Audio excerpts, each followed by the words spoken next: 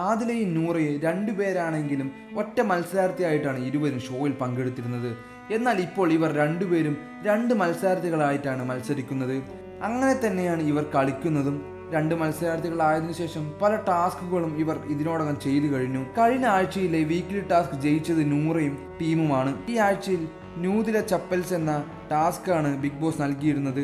നൂറയാണ് ഇതിന് നേതൃത്വം നൽകിയിരുന്നത്. ബാക്കി എല്ലാവരും ടീമായി തിരിഞ്ഞ് ചപ്പൽ ഉണ്ടാക്കുകയാണ് ടാസ്ക് കൊടുത്തത്. എന്നാൽ ഇതിൽ ഓരോരുത്തർക്കും അവർ അർഹിക്കുന്ന രീതിയിലുള്ള സാലറി കോയിൻ രൂപത്തിലാണ് കൊടുക്കണമെന്നാണ് ബിഗ് ബോസ് പറഞ്ഞത്. നൂറയോട് അപ്പോൾ തന്നെ അക്ബർ പറയുന്നുണ്ട്, എല്ലാവർക്കും കൊടുക്കുന്നുണ്ട്, നൂറ ലക്ഷ്മിയും ആദിലയ്ക്കും നൽകിക്കോളൂ എന്ന്. അപ്പോൾ ആദില പറയുന്നത് തോന്നിയിട്ട് തരട്ടെ, ആരും പറഞ്ഞിട്ടൊന്നും തരണ്ട എന്നാണ്. വളരെ ദേഷ്യത്തിൽ ആദില പറയുന്നത് പോലെയാണ് മനസ്സിലായത്. ഇതിനുശേഷം ഇരുവരും തമ്മിൽ തർക്കമുണ്ടാകുന്നുണ്ട്. എന്തിനാണ് എല്ലാവർക്കും കൊടുത്തതിനു ശേഷം തനിക്ക് തന്നതെന്ന് ആദില നൂറയോട് ചോദിക്കുന്നുണ്ട്. ഈ ടാസ്കോട് കൂടി ആദിലയും നൂറയും അടിയാകുമോ എന്നാണ് എല്ലാവരും നോക്കിയിരിക്കുന്നത്. എന്നാൽ യാഥാർത്ഥ്യത്തിൽ അങ്ങനെയൊന്നും സംഭവിക്കില്ല. കാരണം അവർ രണ്ടുപേരാണെങ്കിലും പ്ലേയേഴ്സാണ്, അതുകൊണ്ട് കപ്പിൾസാണ്, അതുകൊണ്ട് അത്തരത്തിലുള്ള അടിയൊന്നും ഉണ്ടാകില്ല എന്ന് തന്നെ കരുതാം.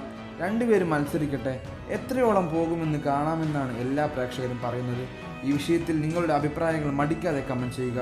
ഈ വീഡിയോ ലൈക്ക് ചെയ്യാനും ഷെയർ ചെയ്യാനും ചാനൽ സബ്സ്ക്രൈബ് ചെയ്ത് സപ്പോർട്ട് ചെയ്യാനും മറക്കല്ലേ ഫ്രണ്ട്സ്.